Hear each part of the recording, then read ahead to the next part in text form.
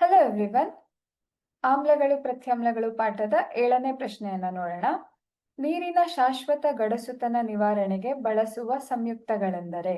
So ಈ 4 ಆಯ್ಕೆಯಲ್ಲಿ ಕೊಟ್ಟಿರುವಂತಹ 4 ಆಯ್ಕೆಗಳಲ್ಲಿ ಯಾವುದನ್ನ ನಾವು ನೀರಿನ ಶಾಶ್ವತ ಗಡಸುತನ ತೆಗೆಯೋದಕ್ಕೆ ಬಳಸ್ತೀವಿ ಅಂತ ಇಲ್ಲಿ ಪ್ರಶ್ನೆ ಇರೋದು.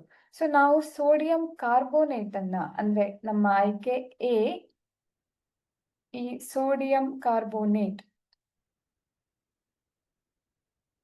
ಇದನ್ನ ನಾವು ನೀರಿನ ಶಾಶ್ವತ ಗಡಸುತನ ನಿವಾರಣೆಗೆ ಬಳಸ್ತೀವಿ ಮಕ್ಕಳೇ. ಇದನ್ನ ನೀರಿನಲ್ಲಿ ಅದ್ದಿದಾಗ ಅದೇನ್ ಮಾಡತ್ತೆ, ಆ ಶಾಶ್ವತ ಗಡಸುತನಕ್ಕೆ ಕಾರಣವಾದಂತಹ ಅಂಶಗಳನ್ನ ತನ್ನ ಜೊತೆಗೆ ಸೇರಿಸ್ಕೊಂಡು ನೀರನ್ನ ಗಡಸುತನದಿಂದ ಮುಕ್ತಗೊಳಿಸುತ್ತೆ. ಹಾಗಾಗಿ ನಾವು ಸೋಡಿಯಂ ಕಾರ್ಬೋನೇಟ್ ಅನ್ನ ಬಳಸ್ತೀವಿ, Na2CO3. ಇದನ್ನ ಬಳಸಿ ನಾವು ಶಾಶ್ವತ ಗಡಸುತನವನ್ನ ತೆಗೆದು ಹಾಕ್ತೀವಿ.